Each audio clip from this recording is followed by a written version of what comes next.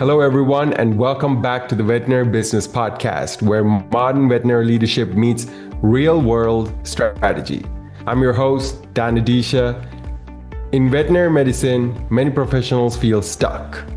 You're doing meaningful work, but you lack a real sense of agency. For some, ownership feels out of reach. For others, leadership sounds overwhelming. Today, we are dismantling the myth that corporatization is the only future. We are exploring the third way, the sustainable, profitable, ownership driven by agency.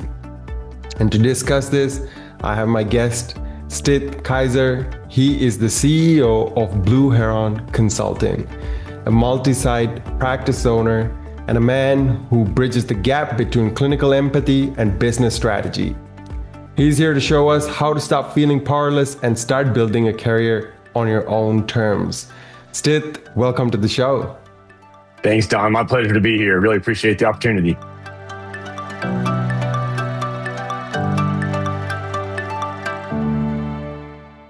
Now, Stith, many veterinarians think ownership is just about finance or status, but you often describe it as a pathway to autonomy, fulfillment, and impact. How do you define ownership in the modern veterinary world, and why does it matter now more than ever? It's a great question, Don. And it's a fun question because I'm in the middle of teaching right now. So I teach at a couple of veterinary schools, and one of the topics I frequently talk about is kind of ownership. And it's not my job to push someone toward ownership or away from ownership, but I try to get students to think about what ownership could mean for them in their careers, the impact they want to have professionally, impact they want to have personally, as well as what it could mean for them and their families if that's applicable to them. And what I love about ownership is that we all get into ownership for different reasons. And so for some people, ownership is maybe they practice somewhere else, corporate or private, doesn't matter. But wherever they practice, they felt like they couldn't be the doctor they wanted to be. Their medical philosophy didn't align with whoever their employer was. So for some, ownership is not about money or culture or anything else. It's simply about having that ability to practice their own definition of best medicine. So that's what drives some people to ownership. I also hear quite a bit, it is a culture thing, right? We all define culture differently and what right culture looks like. And one of the cool things of being a practice owner is you have the ability to design your culture, enforce your culture. And that means you're going to deal with some ups and downs. And in every hospital environment, as soon as you put people together, there's going to be blips on the radar. But being able to be an owner and being intentional about leadership and communication allows you to build a team and a culture you can be proud of. And then there is the money piece as well. I mean, don't get me wrong. Anytime any of us decide to go into ownership, we are choosing to put our signature on a loan with the bank. We're probably putting some money in for down payment, depending on what bank you work with. And so we're also making an investment, an investment in our professional skills, an investment in our own leadership and business acumen. And I would certainly submit that no different than if we go invest in the stock market or anything else, if we're investing in our practice, we should be able to see a financial return on that. And what financial success is going to look like, it varies from person to person. Your definition of success might be different than mine. And the cool thing about ownership is if we do it right, ownership, I still believe is one of the best tools to accomplishing whatever our definition of kind of financial independence or financial security looks like. Okay. Let's unpack a few things over there. You talked about alignment, you talked about culture and the importance of being intentional. And then lastly, you brought it all back together with ownership. Tell me, how can a practice owner today really wrap their head around balancing all of these factors? It's a great question. And you use the word, intentional, Don. And I think that's key, right? The average practice is average, right? It's going to have an average culture, practice average quality of care, have average client experience, and return average financial returns. And that's not bad. That's not a criticism. But so many of us, regardless of what our role is, it is so tempting to just focus on working in the business. So heads down as the clinician or heads down as a manager or tech, whatever it may be, versus being intentional. And it doesn't mean that you don't work in the business as a veterinarian or a manager or tech or whatever your role might be, but we also have to be conscientious about working on the business. And so I think setting up a practice that's going to accomplish your definition of success across all the spectrums we're talking about, the patient care, the culture piece, the client experience piece, the financial piece, really starts with defining what right looks like across each one of those different pillars, if you will. Because until we know how we define success, it's hard to build the team and the systems to be able to accomplish that. And then on the culture piece specifically, to kind of touch on your question there, culture happens whether we do anything about it or not, right? As soon as you put people together, culture is formed. And so culture either happens kind of regardless of us, or it happens through our direction. And the owners that I see that I feel like are most proud of their culture, most comfortable in their culture, are very intentional about having conversations around things like, what's our mission as a hospital? And I'm not talking about just putting a mission statement up on a wall. Every clinic has that. But truly, why do we exist as a business? And then how do we live that mission every single day? What behaviors do we do every single day that allow us to accomplish that mission? And that's not a one-time conversation. That's something that happens in every team meeting. That's something that happens in one-to-one conversations throughout the day. And then I think you think about that mission statement is kind of your North Star. And then everything else you do builds around that. So that goes down to who you hire and why you hire them. It goes into the job descriptions, how you define success in all the roles. It goes down to the training. All of us have been in a practice where we're desperate to hire. We hire a warm body with the right degree that we need. We dump them in and say, okay, day one, go and do. And I get it. Again, not a criticism, but if you're thinking about being intentional, to me, that's not intentional versus saying, we're going to hire for these reasons. We're going to have a training program built out to meet that candidate where they are. And it's not just going to be technical training. It's going to be training around the interpersonal skills, the professional skills, whatever that hospital values. But it's set the North Star of the mission statement, hiring the right people, training the right people, and then having that consistent feedback. And that can be the more formal performance reviews. It can be feedback in the moment, but we've got to reinforce that mission day in and day out. And then as owners, we have to mirror it. On the Blue Heron Consulting side, oftentimes when we go into a hospital where the owner comes to us and says, I have a poor culture, can you help me? Oftentimes it starts with us as the owner, right? There's a poor culture because that owner is not doing something or is doing something wrong. And a lot of times it's having that kind of emotional intelligence and self-awareness to be able to recognize as an owner, I say I want this, but my behavior says I want this. And so how do we get those things aligned to make sure that as owners and as leaders, we are mirroring the behavior that we expect from our team? Right. And what are some early signs that a veterinary team or a veterinarian is operating without agency, where they may look productive but are feeling actually powerless, disengaged, or even stuck in survival mode? Yes, sir. So on the engagement, there are formal ways to measure engagement. There's things like Gallup has what they call the Q12 survey. That's something anybody can Google and go look up. There's tools like 360 reviews you can use to actually help measure engagement across a practice.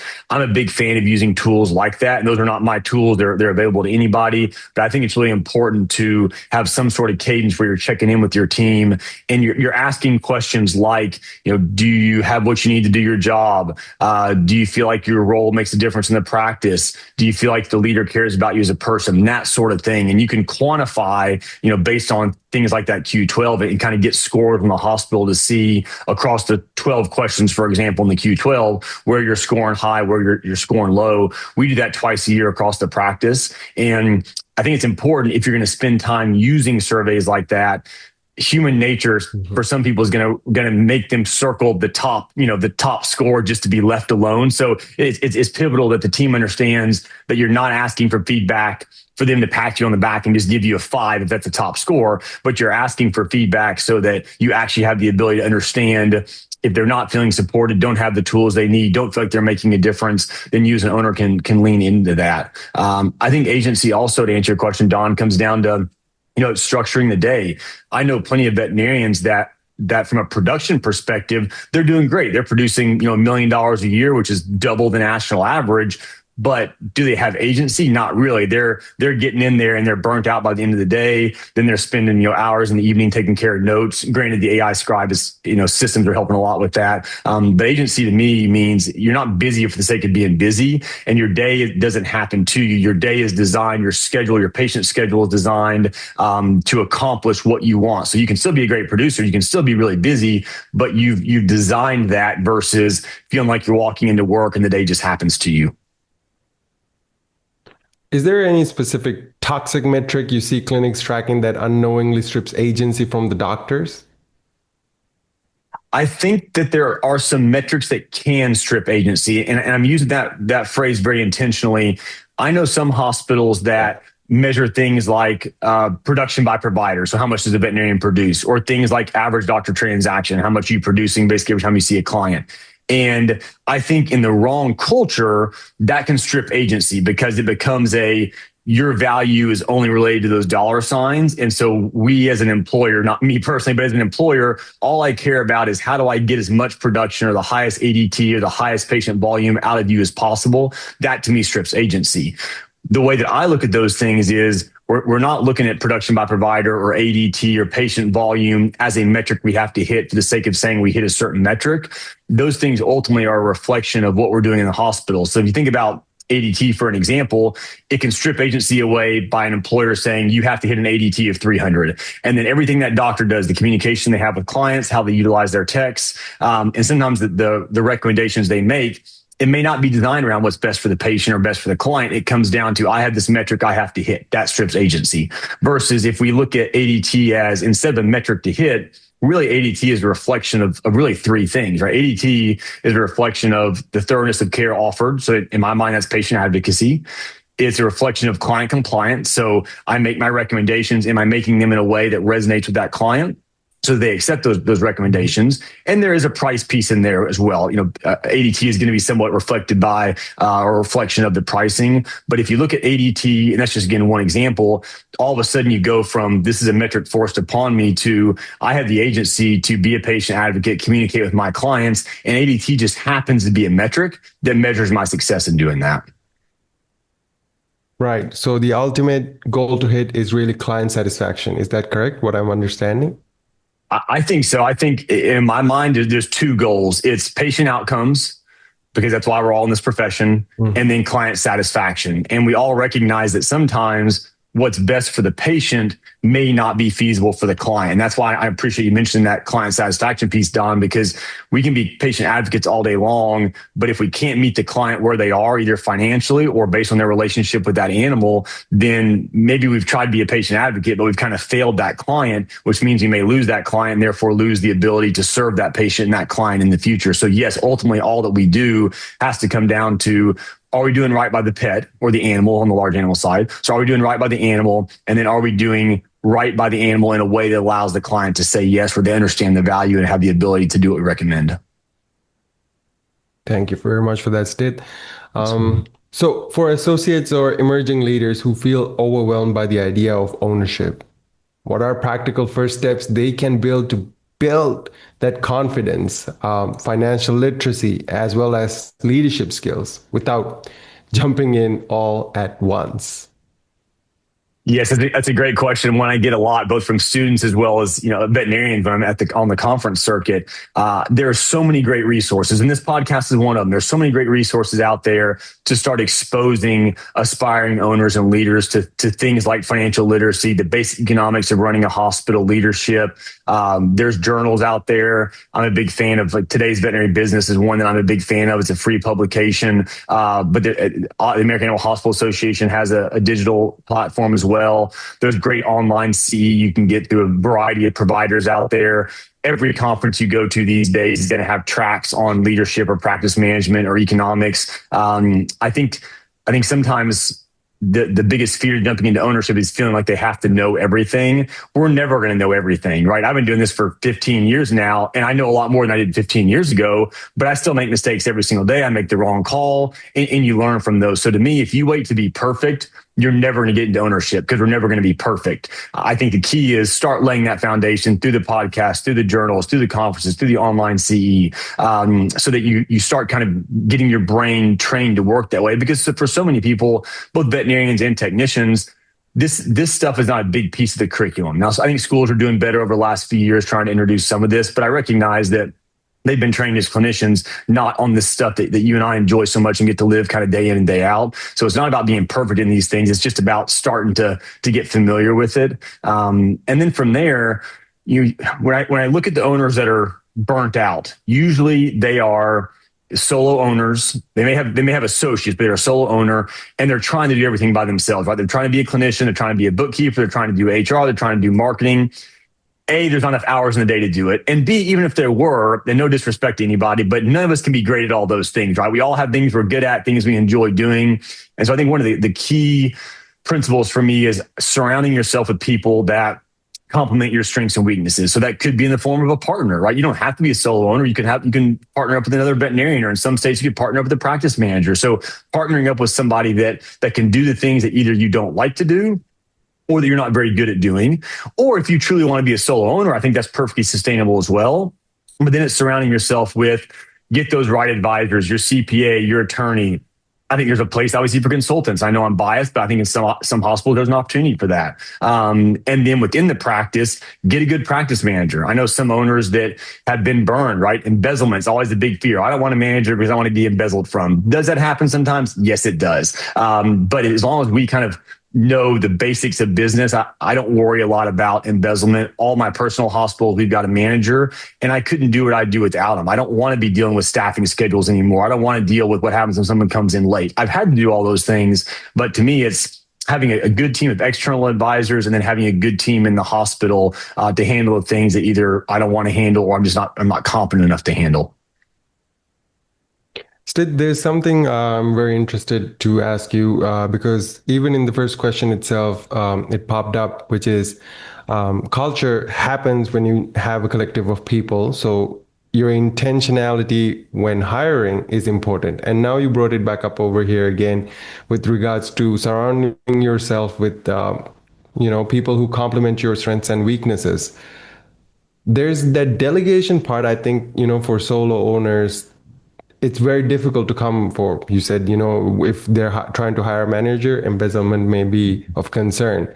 If there are similar concerns across the, spectrum. So how would you consult such a practice owner to really understand that for them to take their practice to the next level, they have to let go of this fear of delegation? And what's the best way to go? It's a great question, Don. And you're right, delegation. Yeah. Sorry, understanding who are the people, of course, who are the people, that are right for you. Sorry, go ahead.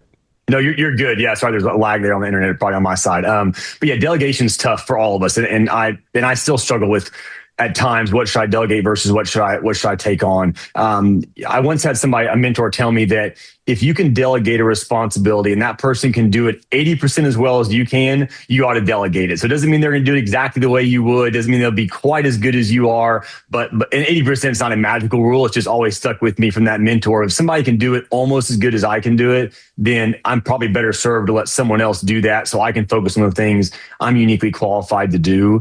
I think to your question about, how do you consult on when do you delegate, when do you bring people in? A lot of that's going to come down to the owner's goals. I know owners that they're happy with where they are. They're not trying to grow. They're not trying to increase profitability. They're not trying to improve culture. So is it necessary to add a new layer of management or another associate or another technician? Maybe not. And I know plenty of other people, and I think I'm kind of wired this way with no matter how well I feel like I'm doing, I just have that ingrained. I want to do better. Even if it's that 1% marginal gains, I want to do better. And that's where I feel like making the right additions on the team can allow you to say, okay, maybe I'm doing great. Maybe my hospital is not struggling, but I'm a good hospital. I want to be a great hospital. I'm a great hospital. I want to be a greater hospital. And so it's kind of doing an inventory of what does it mean to go from good to great or great to greater? And specifically, what opportunities exist from a management perspective, a medicine perspective, a team perspective, and then starting to, once you kind of identify what those steps could be, then you kind of do an inventory of those steps. What should I be leading? What am I capable of leading versus maybe I'm capable of leading or maybe I'm not, but I'm probably better served and my overall hospital goals are better served by hiring that extra associate or hiring those extra technicians or hiring that practice manager. So to me, delegation comes down to understanding where you are, where you want to get to, and then what skills and also time do you need to move from where you are to where you want to be. And then we can kind of look at the team we have and figure out who can be delegated to or do I need to add to the team. Superb. Now, you talk often about people-centered leadership, creating practices where team members don't just work for the clinic, but feel they're growing with it. So what does that look like in a day-to-day culture? And how does it transform team energy and retention?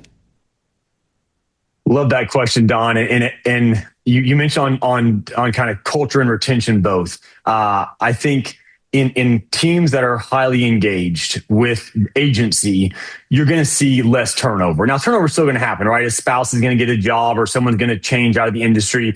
I mean, turnover is going to happen sometimes. That being said, when you look at our technicians, for example, the last statistic I saw, and this may have changed a little bit, but the last stat I saw is the average tech exits our profession within 5 years. And there's a lot of factors in there. One of the biggest factors, though, if you read those studies and also just think about being in practice day in and day out, a lot of our support staff, compensation generally is not their biggest challenge. Their biggest challenge, the biggest reason they leave the industry, yes, compensation plays into it, but the bigger play is they feel like they're not being able to maximize their skills. So they go to school, or maybe they don't go to school, but they've got a certain skill set. And so many of us as owners don't leverage them, i.e. we don't allow our CSRs or our assistants or our techs or even our associates to perform at the top of their game. And so in real world, this looks like you have an associate that's doing blood draws and placing catheters. Can they do it? Sure. But why would an associate be doing that when technicians should be able to do that? And you have hospitals where technicians are really acting more as assistants are junior assistants. And so you have people that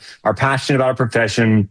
They've got training, whether it's formal or informal. And if we don't allow them to maximize their skills and what they're passionate about, they're going to look for work elsewhere. Even if we pay them well, after a while, someone else is going to pay them the same or better and give them an opportunity to do more of what they love. And so I think to build that engaged team, for me, it starts with, I want to understand, we talked about kind of the why and the mission of the hospital. I want to understand every single team member's why. Why did they choose veterinary medicine? And why did they choose this practice specifically?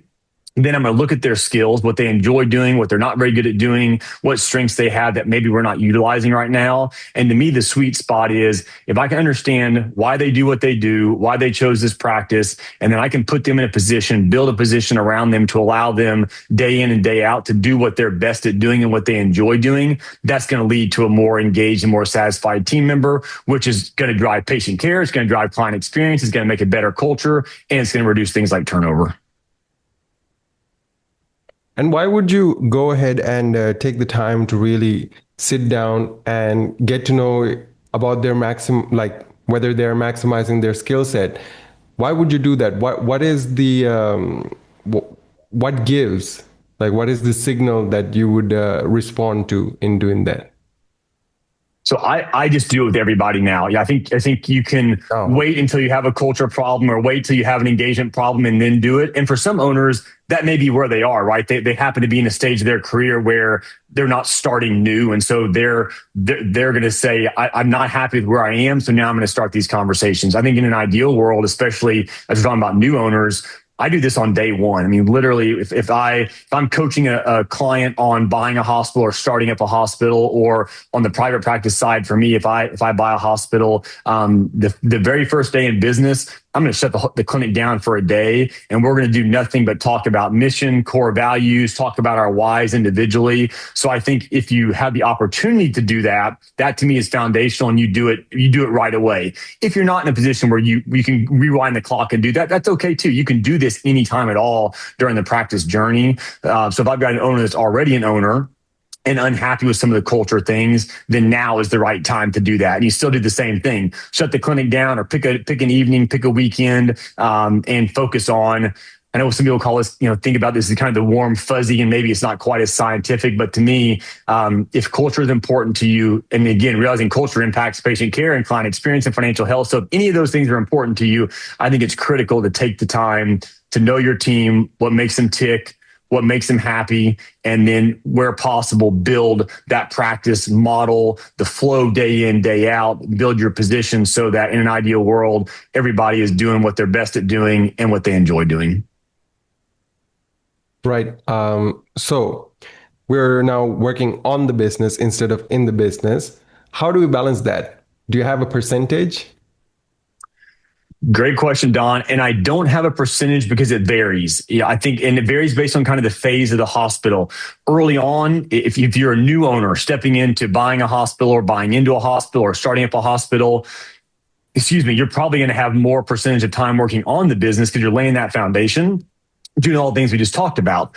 As a practice kind of goes through its life cycle, if you do those things, if you focus probably disproportionately on the business in those early days, then as time goes along, you build that team around you we've talked about, then you're spending less time working on the business. And my personal goal, which is not right for everybody, is once we kind of get that foundation laid, my working on the business is focused more on developing my leaders. So meeting one-on-one with associates, practice managers, a lead tech, lead CSR, however the structure of the hospital looks.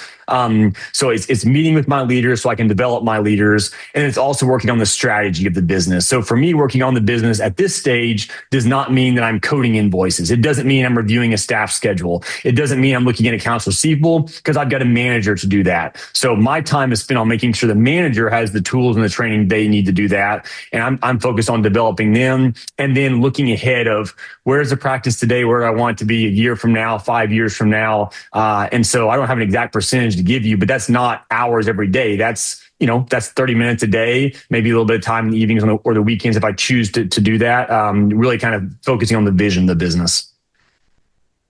Right. It's important to keep that balance is what you're saying.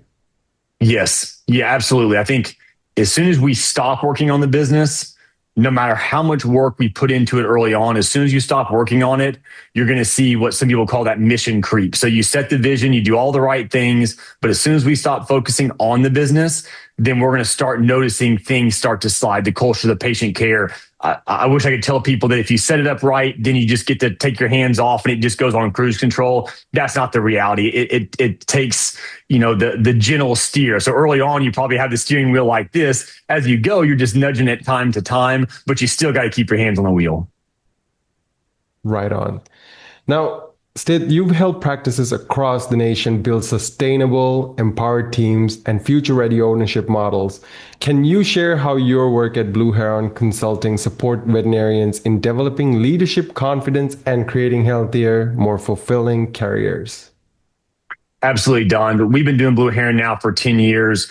You touched on this earlier. My background was private practice, partner in a couple of privately owned hospitals. That led me to start Blue Heron because I loved what I was able to do as a partner in a hospital. And I really wanted to take what I had learned, the mistakes I had made, the successes I'd had, and then build a team of people, just like we're talking about in practice, that had experiences I didn't have, had successes I didn't have, learned from some failures I didn't have. And so Blue Heron was created really as a way for all of us that came from our own journeys in veterinary medicine to take what we learned, take what we're passionate about, and try to equip owners with the tools and the experience they needed to not make the same mistakes that we made. And so as a company now, we do a lot of coaching in hospitals, leadership development, things around improving profitability so they can reinvest in their team, in their hospital, and themselves. Focusing a lot on things like payroll and cost of goods sold, just trying to make sure we have healthy, sustainable hospitals. And ultimately, all that starts, Don, with understanding what's important to them and their definition of success. Because again, my definition of success may be different than theirs. And it's not my job to try to get their hospital to what I consider to be successful. It's my job to understand how they measure success across all these things we keep talking about: the patient care, the culture, the client experience, and the financial health. And then all of our coaching is then based around this is how they define success. This is where they are today. This is where they want to be. And how do we help them move from point A to point B? And that's going to be a combination of we work very hands-on. So we pair up our coaches directly on a weekly basis with the leaders in a hospital. And we're basically giving them the tools, the templates, the soaps, helping them customize them to their own hospital, and then kind of being that accountability buddy, because there's a lot of anybody can go out there and Google, how do I improve my inventory management? That's not patented information. Anybody can get that. Where a lot of hospitals struggle, though, is, okay, I understand the steps to take at a broad level, but I don't know how to implement it in my hospital. And that's where so much of our coaching focuses on. It's taking this fairly generic information, to be honest, but then it's taking that generic information and customizing a plan that works for that hospital, and then truly kind of guiding them through every step of the way. Way earlier on, you mentioned when you step into some of these practices or hospitals, the owner is wondering why things aren't moving the way he wants it to move. And he is the problem, or he or she is the problem. Now, how do you bring that up? That's always a fun conversation, because you're right. At any hospital that's not happy with where they are, the owner plays some role in that. I'm not putting all the blame on the owner, but to some degree, we as owners are accountable for where a hospital is. And what I try to do, Don, because right, when you help someone have the awareness to realize they're part of this problem, some people are going to get defensive and shut down and say, well, I don't want your help. And that stinks for us, because we don't get to do what we love to do if we don't get to help them. So I always, just like we talked so much about the why so far, before we ever make any recommendations in a hospital, I want to understand what that owner's why is, so that I can relate not what's important to me, but if I know patient care is important to them or culture is important to them, then I can say, hey, Dr. So-and-so, you've told me culture is important to you. You said culture should look like this in your hospital. Here are the behaviors I see you doing that I think could be impacting you getting to your definition of success as it relates to culture. Now, do they all take it well? No, but I will say for the vast majority of hospitals we get to work with, even though it can still be one of those crucial conversations, it can be a bit emotional at times. Usually an owner wants to be successful, however they define that, bad enough that if we approach the conversation appropriately, we can help them have that self-awareness to realize, if I really care about what I say I care about, I'm going to have to change this behavior, that behavior. And then that's where our coach comes in, because recognizing you need to change the first step, being willing to change the second step, but then knowing how to change is kind of the third step. And that's where our coaches can come in and say, hey, we've been there. We've lived this ourselves. If you've got a communication problem, if you're too short with your support staff, if you're not sharing your expectations clearly, here's some ways you can actually have those conversations. And so we kind of get there in the trenches with them and guide them through, once they're aware, once they're willing to change, how to actually make that change themselves. Got it. And for our listeners inspired by this, what is the day one action? What should they do the moment this podcast ends? Oh man, Don, it's a great question. I would listen to the podcast, throw it in AI if you want to, and get a summary of the key points. And then I would go key point by key point and do a self-evaluation to say, A, how do I define success? And then B, I would look at, have I done some of these fundamental things? So do I have a mission statement that actually drives behavior, not just a mission statement on the wall? Do I understand my team members' whys? Do my team members have a clear understanding of what I expect from them? And that's through job descriptions as well as performance reviews. So I kind of go line by line of the highlights we talked about today and just evaluate, do I care about this line item? And if I don't, then discard it. But if I do care about this line item, have I taken the steps we've talked about? And for the steps you have taken, phenomenal. For the steps you haven't taken, I would then write out, for me, it'd probably be a 90-day plan of, based on where I am after listening to this podcast and where I want to be, I'd write out 90 days, here are the things I want to accomplish. And that may mean having that all team meeting. It may mean sitting down with all my team members one-to-one. It may mean me thinking about how I define financial success as I think about the profitability side of ownership. But I would chip away at it just like that. And then once you identify those and you kind of back into, if I just find financial success here and I'm here, then what are the steps, for me to get there? Same thing with culture, same thing with patient care. Got it. And Stith, thank you so much for a thoughtful conversation. You've truly reminded us, that feeling stuck isn't a personal shortcoming. It's often just a lack of the right framework. For our listeners, if Stith's perspective resonated with you, we encourage you to explore the work he's doing at Blue Heron Consulting. And a quick reminder before we go, if your practice is growing but your marketing feels chaotic, we are offering a complimentary marketing strategy meeting where you will get a review of your online presence and a 6-month growth roadmap. Book the free session at veterinarybusinessinstitute.com/MSM. From all of us here, thank you for investing in your practice's growth. When veterinarians are empowered with ownership and agency, the entire profession moves forward. We'll see you next time.